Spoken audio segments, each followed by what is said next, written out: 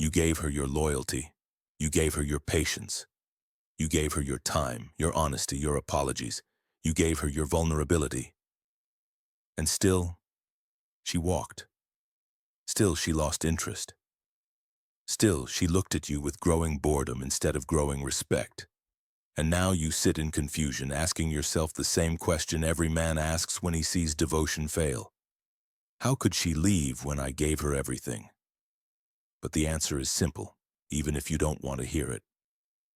You gave her everything except what the world respects.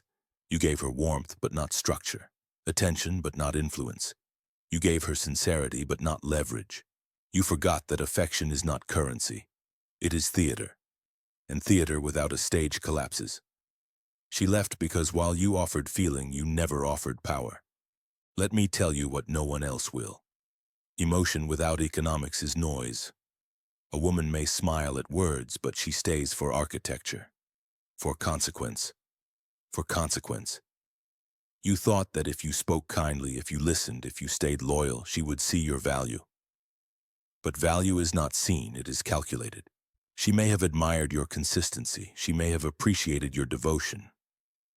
But admiration fades quickly in the absence of impact. If your presence cannot alter the course of her life, her emotions will find something else to orbit, and that is where you failed. You offered her gravity without mass, devotion without dominance. And a woman, even the best of them, cannot be nourished by good intentions. She wants to feel protected, directed, contained, not just emotionally, but structurally. And you gave her none of that, because you were too focused on being loved, not on being necessary. You must understand she never asked for all those things you gave. She didn't ask for your apologies. She didn't ask for your vulnerability. She didn't ask for you to prove yourself. You offered those things because you believed that love was a negotiation, that if you presented enough effort, enough goodness, enough transparency, she would reward you with permanence. But permanence is never earned through effort. It is earned through position, through power, through scarcity. And every time you gave her more without making her earn it, she respected you less. Because she learned slowly and silently that you could be controlled. That you feared her leaving more than she feared losing you. And that imbalance is what made her drift, not because she wanted to, but because you trained her to. And now you wonder how someone you trusted, someone you sacrificed for, someone you built your life around could act so cold, could walk away, could entertain someone else. But the answer is this: she didn't change. She recalculated. She realized that while your heart was in the right place, your leverage never was. That the man who gave her everything except money, except influence, infrastructure, direction, was not a ruler. He was a servant with a smile. She didn't leave because you were cruel. She left because you were kind without cost, because you were generous without power. And that is the most forgettable type of man there is. Emotion is not worthless, but it is weightless. You may believe your love was deep, your presence unwavering, your patience endless. But none of that held her in place because none of that changed the material structure of her life. Feelings are fog. They drift, they shift, they disappear under pressure. But money, power, position, these are structures. They endure. You thought that if you were emotionally available, if you made her feel safe in her heart, she would never leave. But the truth is, she never felt safe in her future. And safety in the world she lives in is not a feeling. It's a resource. You brought her peace at night, but you couldn't give her clarity in the morning. You brought warmth, but no weatherproofing. You offered loyalty, but no ladder. And that's why she walked. Not because she didn't feel something, but because what she felt didn't change anything. You gave her emotions, but she lives in a world ruled by logistics. When the bills arrive, they don't care how hard you tried. When the future is uncertain, intention doesn't pay rent. You made her laugh, you listened to her pain, you told her she was enough. But when she looked ahead, she saw a man still trying to get his footing, still trying to prove himself, still hoping that his heart would be enough to substitute for his position. And in that gap between your sincerity and her reality, her respect began to erode. slowly at first, quietly. She stopped telling you everything. She started making small decisions without you. She began to consider options she swore she never would, not because she wanted to betray you, but because survival always whispers louder than sentiment. You thought you were building something stable, but she knew what you were building wasn't strong enough to protect her. And protection for a woman who understands the world is not spiritual, it's architectural. What you failed to see is that money is not just purchasing power, it is predictive power. It signals to her that you are capable of shaping the future, of holding space, of building something she can rely on when her own strength runs thin. You gave her love, but love without structure creates emotional labor. She had to hold your vision. She had to believe on your behalf.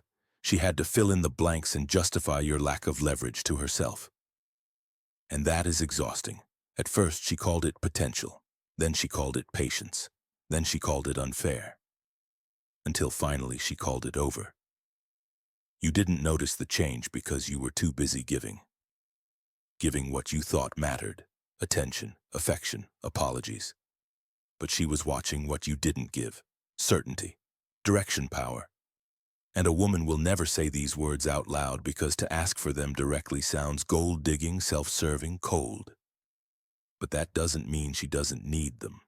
It means she knows how society will judge her if she speaks honestly. So instead, she drifts. And the man who believes he was enough emotionally never sees it coming. Because he confused empathy with infrastructure. Let me make it clear.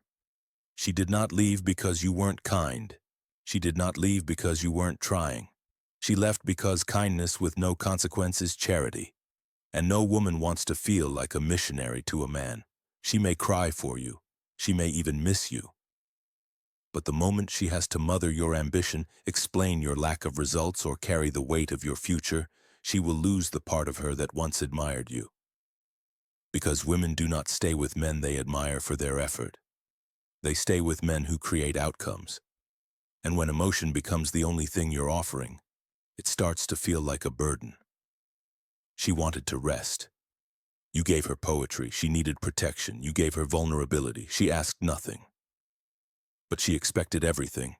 Not because she's demanding, but because the world she navigates is unforgiving. And in that world, a man who cannot shape the material conditions of life is a man she cannot trust with hers. She may have told you she just wants love, that she doesn't care about money, that all she values is honesty, loyalty, emotional safety. She may have told you she's not materialistic, that she isn't one of those women who measure worth by status or wealth. And perhaps you believed her. Perhaps you built your entire strategy around her words, thinking that sincerity, effort, and openness would be enough to hold her. But understand this.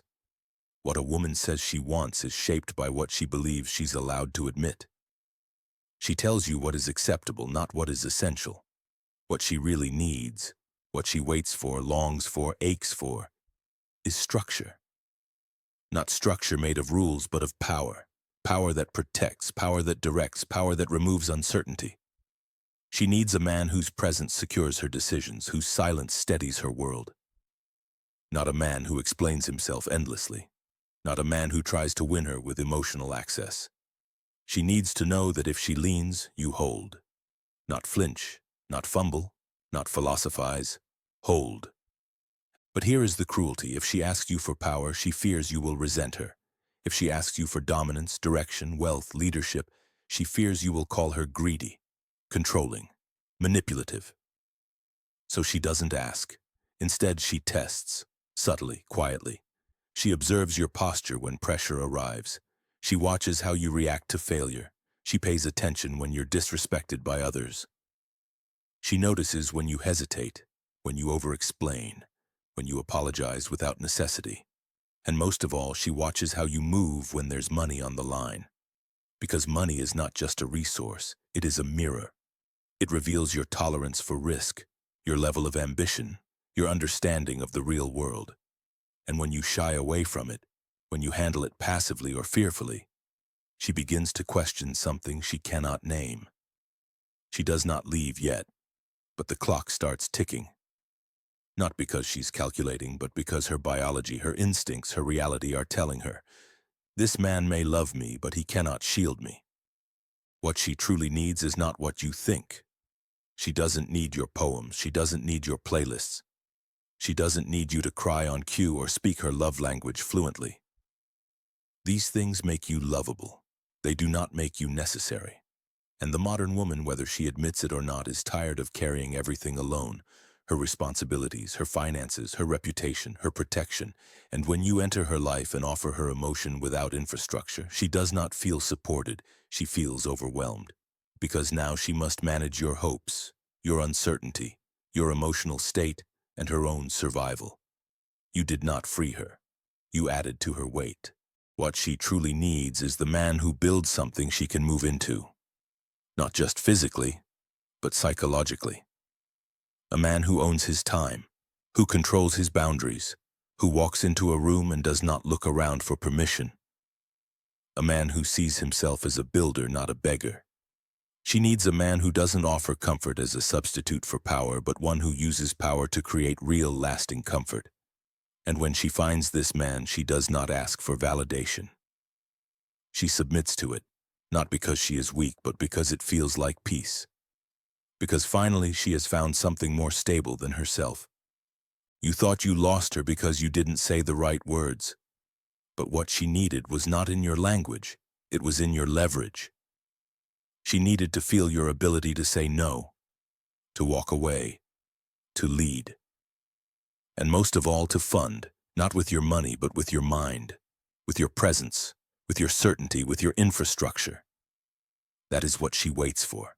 That is what she won't say, and that is what she will follow. Comment: I gave her everything except control. If you now understand what she was waiting for, affection without power is like a whisper in a storm.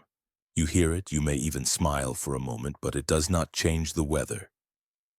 You were told that your kindness would be remembered, that your love, your gestures, your patience would plant something permanent in her.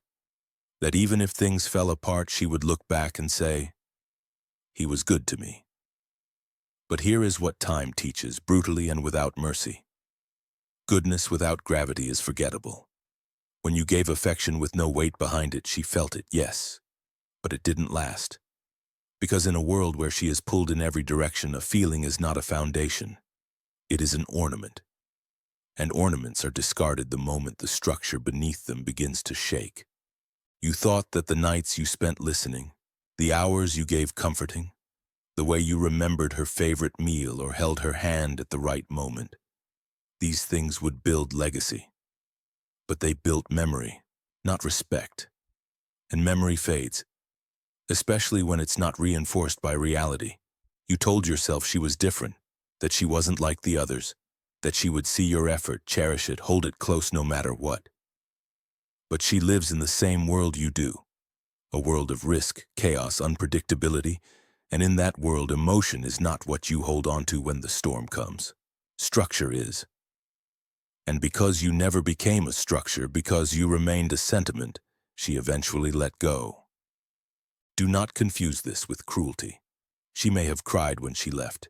She may have meant every kind word she spoke before the end. But the truth is simple. A woman does not remain with a man who cannot reinforce her belief in his leadership, not forever.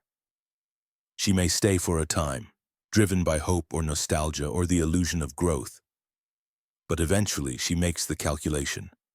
And when she realizes your affection has not translated into power, when she sees that you can't turn care into consequence, she begins to detach. Not loudly, not dramatically, quietly, with less warmth, with more silence, with subtle corrections to her vision of you. Until one day she walks, and you are left asking how love can disappear so fast. But it didn't disappear. It dissolved, slowly, because it had nothing to stand on. And love that stands on nothing doesn't break. It evaporates. That is the nature of affection without power. It touches the heart, but it cannot shape behavior. And what she remembers is not how you made her feel in one moment, but how you made her live over time. Did you create freedom? Did you reduce chaos? Did your presence give her relief not from emotion but from responsibility? That is what lasts.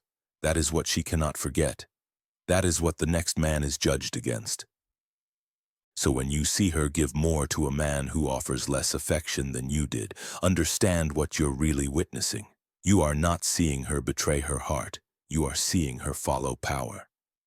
Because power gives her permission to feel again without carrying everything herself. The man who makes her life easier, even if he makes her feel less, he wins. Because feelings return when the ground is stable. But stability does not return when all you've offered her is feeling. You were not forgotten because you were unkind. You were forgotten because you made yourself light. She needed to be carried, and all you gave her was comfort. That is why you were left. That is why your name no longer comes up. That is why the woman who once cried in your arms now walks in someone else's shadow. Not because she changed, but because she learned what survives.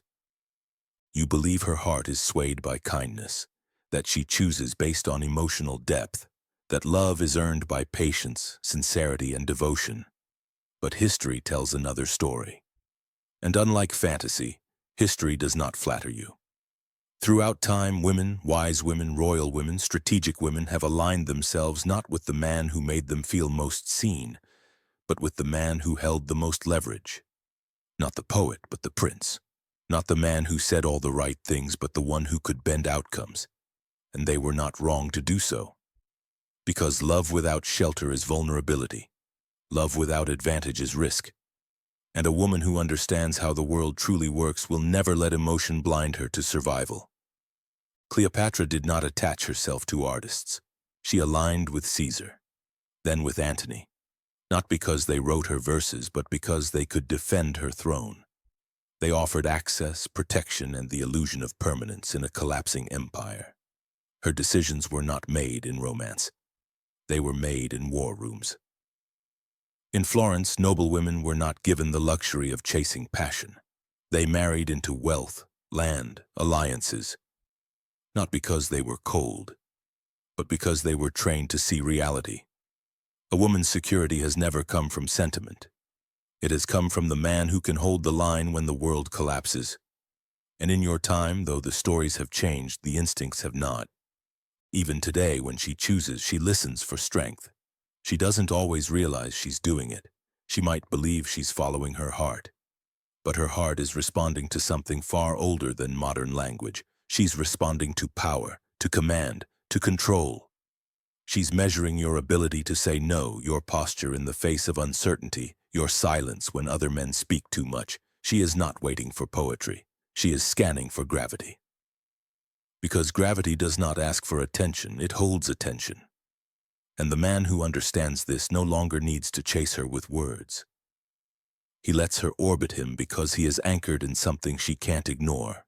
You will argue, perhaps, that this is unromantic, that not all women are like this, that some still want something deeper. And maybe you are right. But I am not here to speak to the exceptions. I am here to show you the pattern, and the pattern is this. Women may admire your heart, but they obey your presence. They may enjoy your warmth, but they submit to your structure. They may remember your sweetness, but they follow the man who builds outcomes. That is what history teaches, not through theory, but through legacy. So do not weep when she moves on from you to a man who offers her less love and more leverage. She is not betraying you. She is obeying the oldest law in nature. The law that says protection matters more than poetry. That power makes promises emotion cannot keep. That love, if not held in place by something heavier, drifts toward security. That is not cruelty. That is biology. And history, if you ever studied it, has never favored the soft. You thought your generosity would make her stay. That giving without condition would make you irreplaceable. You gave time. You gave favors. You gave gifts you couldn't afford, patience you couldn't spare, second chances she didn't ask for. You told yourself this is what real men do, that true love is sacrifice, that showing up again and again, regardless of her mood, her words, her growing coldness, would eventually soften her again. But it didn't. It hardened her, because generosity, when it comes from a man without position, doesn't inspire gratitude. It breeds contempt. You gave too much, too early, too freely. And in doing so, you taught her something fatal to desire, that your power meant nothing, that your effort came from fear, that your kindness came from weakness, not control. Understand this. A woman cannot respect what costs her nothing. If you are always available, always forgiving, always proving your value through self-erasure, she does not feel lucky to have you. She feels above you. You made her the judge. You gave her the gavel.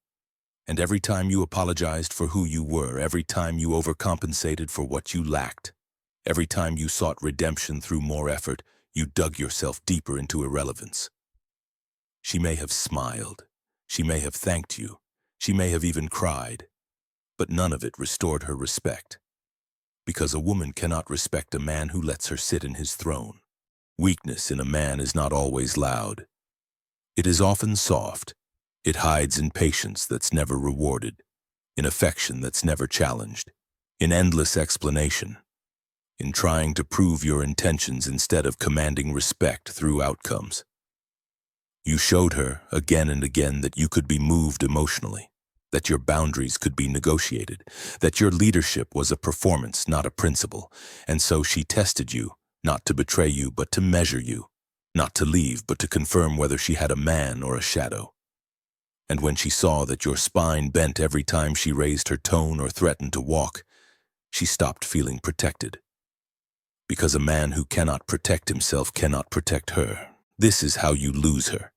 Not through absence, but through overpresence. By showing her that your identity depended on her approval, that her peace was your obsession, that her mood dictated your posture. At first she called it sweet, then she called it overwhelming.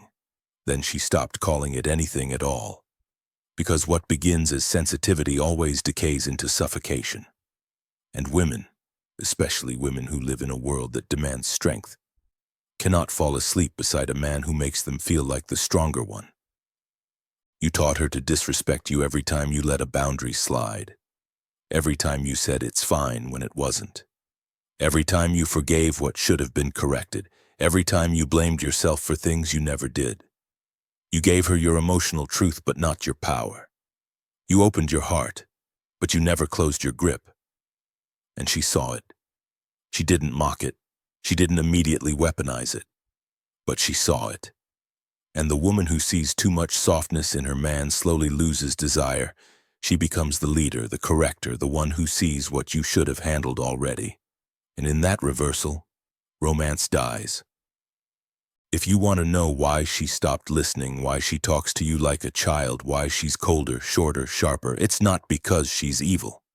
It's because she adapted.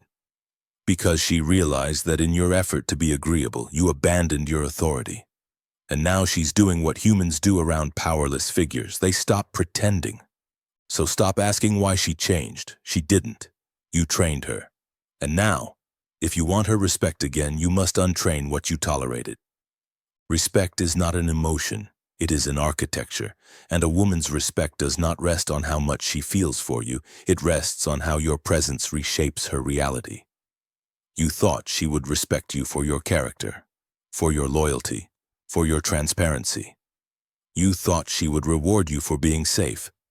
But the truth is this: what she respects is the man who controls his environment, who speaks less because his position speaks for him, who sets the tone of the relationship not through requests but through rhythm, who disappears when he must, not out of rage but out of power, who does not argue when disrespected. He corrects through absence, through withdrawal, through silence that costs something. Her respect is not built on how many good things you've done. It is built on how non-negotiable your presence becomes. You may have been the most emotionally available man she's ever met, the kindest, the most expressive, the most willing to talk things through. But if your world has no walls, she cannot rest in it. Because respect for a woman is born from knowing you are immovable when necessary. That you do not explain your standards, you demonstrate them. That your energy cannot be accessed through tears or tantrums. that you do not fear the silence that follows after enforcement, that your love is deep, but your rules are deeper, and that you never confuse approval with permission, because the moment she senses that your affection overrules your boundaries, she stops feeling safe and starts feeling superior. A woman may be emotional, but she is not blind. She knows when the man in front of her is saying yes just to avoid discomfort. She knows when your forgiveness is rooted in fear. She knows when your loyalty is masking desperation. She may not call it out, she may not challenge it, but it will change how she looks at you, slowly, internally. She will start withholding her softness. She will test your edges. And when she finds none, she will unconsciously reclassify you not as a man to follow, but as a man to manage. This is why love without structure collapses. It has no weight, it floats, it pleases, but it doesn't lead. And she will begin to lead, not because she wants to, but because someone has to. And when she leads, she stops feeling feminine. She stops trusting your voice. She stops asking your opinion. She becomes cold, not because she doesn't love you, but because you forced her into the role of the structure. And when a woman becomes the structure, her respect dies. Respect is structural. It is maintained by your frame, not your feelings. She needs to feel your boundaries before she feels your affection. She needs to know that your emotions do not override your direction. She needs to know that if she steps too far, your silence will be colder than her words. She needs to know that you are not afraid to leave when your standards are violated. And when she knows that, she stops testing you. Not because she's scared, but because she finally feels safe. Because now she sees a man who can hold the storm without explaining himself. So stop asking how to win her respect back emotionally. You don't. You rebuild it structurally, through your posture, through your decisions, through the discipline of never letting her outrank your frame again. If you still believe that leadership is built through feeling, that loyalty can be inspired by personality alone, then I must take you to the only teacher that never lies: history. History has no use for sentimentality. It remembers only results. And the men it remembers most, the men women followed, kingdoms submitted to, and enemies feared, did not rule through empathy. They ruled through control, through precision, through material consequence. They were not loved first, they were followed first. And from that following, a strange kind of reverence grew, not because they gave affection, but because they created reality. Consider Caesar. He was not Rome's most romantic leader. He was not even its most virtuous. But he controlled bread. He controlled the legions. He controlled the narrative. And because he could feed the people, fund the wars, and pay the soldiers, he became untouchable. Not because he smiled, but because he supplied. Women adored Caesar, yes, but not before he was feared, not before he was rich, not before he could destroy or elevate any man in a single decree. They loved the power that moved behind his eyes, not the poetry he never spoke. When he walked into a room, he did not ask who respected him. The silence told him. That is the difference. He structured his presence in such a way that love became a byproduct of influence, not a replacement for it. Look also at Cesare Borgia, the duke I once wrote about with admiration. A man often called cruel, but never called weak. When he offered peace to his enemies, they accepted it not because they trusted his heart, but because they saw what happened to those who refused him. He invited them to dine, gave them seats, smiled with them, then executed them, not out of hatred, but out of necessity. And because he understood that power extended without control becomes permission for betrayal. He maintained command not through flattery, but through timing, through rewards backed by threat, through affection that always came with a visible edge. Even his lovers admired him not because he worshipped them, but because they saw no softness in him that could be exploited. That is what creates submission, not charm, not endless giving, but the unspoken understanding that what he provides can be revoked. And now I ask you, do you command anything that can be revoked? Do you have structure beneath your affection? Or do you only have presence without position? If she misbehaves, can she lose access to anything other than your hurt feelings? If the answer is no, then you are not leading her. You are entertaining her. And women are not loyal to entertainment. They are loyal to what protects them, elevates them, and intimidates their chaos into calm. Caesar and Borgia understood this. They built realities. They mastered material consequence. And because of this, the women in their orbit didn't test them, they aligned with them. Not because they were the most emotionally available, but because they controlled the terrain. And if you wish to command a woman's loyalty, it will never come from being the most expressive. It will come from being the one she cannot imagine living without. Not because you love her better, but because you control what she fears losing most. The frame. You've now heard the truth, that women align with power, not promises, that they follow structure, not sentiment. But once you've built that power, once you've created leverage, once your presence is finally a force, another danger begins. She will want it. She will want access to it, influence over it, maybe even control of it. She will not ask for it directly. She will ask for reassurance, for openness, for sharing. She will frame it as trust. But trust is the most common disguise for leverage theft. And if you are not careful, you will hand over your power in the name of connection, only to find yourself serving the very structure you built to rule. Because women do not only admire power, they study it. And once they understand how you wield it, they begin to test how much of it you'll give away just to keep their smile. So how do you provide power without being used? The answer is simple. You do not give her the throne. You give her the kingdom. You do not make her the ruler. You make her the reason the kingdom remains calm. Let her benefit from your structure, but never let her shape it. Provide for her, but make her provision dependent on behavior. Give her protection, but never unconditionally. Reward what aligns with your order, withhold what contradicts it. This is not cruelty, this is clarity. Because the man who gives endlessly becomes currency, not command. And a woman will spend what she doesn't fear losing. You must understand this law. If she feels she can act without cost, she will act without care. Power unguarded is power forfeited. She may not want to dominate you, but if you show no edge, no limit, no enforcement, she will test you until your kingdom collapses under the weight of her unregulated influence. You cannot build a frame and then let it be redesigned by neediness, emotion, or her discomfort. If she enters your life, she enters your law. She benefits from your clarity, and if she resents it, she is free to leave. That is your strength. Not in convincing her to stay, but in building something so solid she understands leaving would cost her more than you. This is how you provide power without being used, through control of access. You are not cold.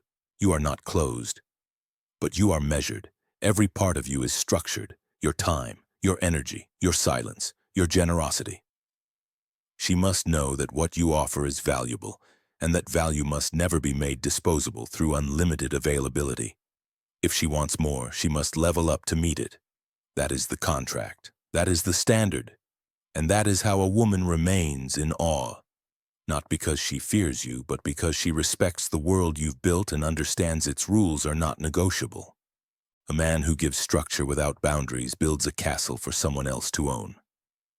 A man who provides without enforcing creates dependence, not respect. So give, yes, but with discipline.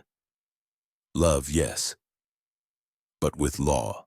Be generous, but not blind. And if she ever asks for more than she's earned, more than she's honored, more than she's ready to carry, remind her that access is not a gift. It is a privilege. And the moment she forgets that, she loses it. You were told to be lovable, to be soft, to be safe. You were told that if you became the man who always showed up, who always understood, who always forgave, she would stay. That if she loved you enough, nothing could shake her loyalty. But love is not enough. It never has been. You made the fatal mistake of trying to be loved, when what you needed to become was irreplaceable. The man she loves can be replaced. The man she needs cannot. And the truth is this: women may stay for love, but they remain for necessity.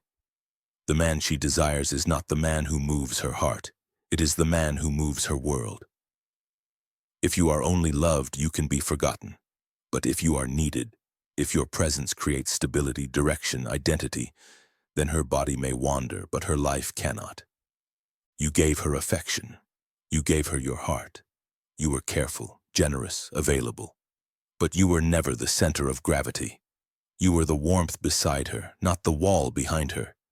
You were the one she cried to, not the one who changed the reason she cried. You supported her feelings, but you never changed her outcomes. And that's where you failed. She may have said she loved your softness, but when stress came, she looked for your steel. And when she couldn't find it, when you hesitated, when you asked instead of commanded, when you explained instead of enforced, she lost her frame of reference. And once a woman loses reference, she loses trust. You thought if you gave her more love, she would stay.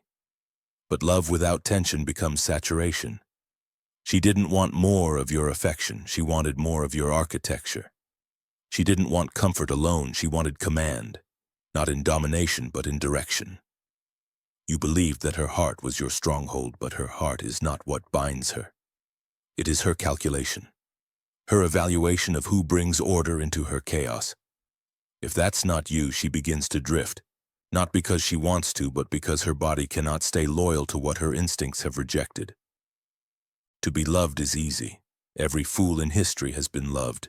The man who dances for her, bleeds for her, gives without condition. He is remembered fondly, but only from a distance. Women do not return to what they pity. They return to what they feel small beside. The man she submits to is not the one who worshipped her, but the one she had to earn. The one whose silence humbled her. The one whose presence centered her. You will not win by trying to be loved. Love is a variable. Need is the constant. Be the man who is hard to replace, not because you are emotionally perfect, but because without you things stop working. Be the man whose presence restores order, whose words move action, whose absence feels like chaos. Let her miss your structure, not just your sweetness. Let her remember your law, not just your loyalty. If she remembers your love but not your limits, you failed. Because women love many, they follow few, and they never forget the one they needed. You still believe she left because something changed in her. You still replay every moment, every conversation, every sign you might have missed. You wonder if it was your mood, your silence, your failures, your timing. But it was none of that. The truth is simpler, colder, more useful. She didn't leave for lack of love, she left for lack of leverage. And what you must understand now, or be destroyed again later, is that love without leverage is a story with no spine. You gave her attention, you gave her effort, but you never gave her a reason to stay when her comfort with you began to decay.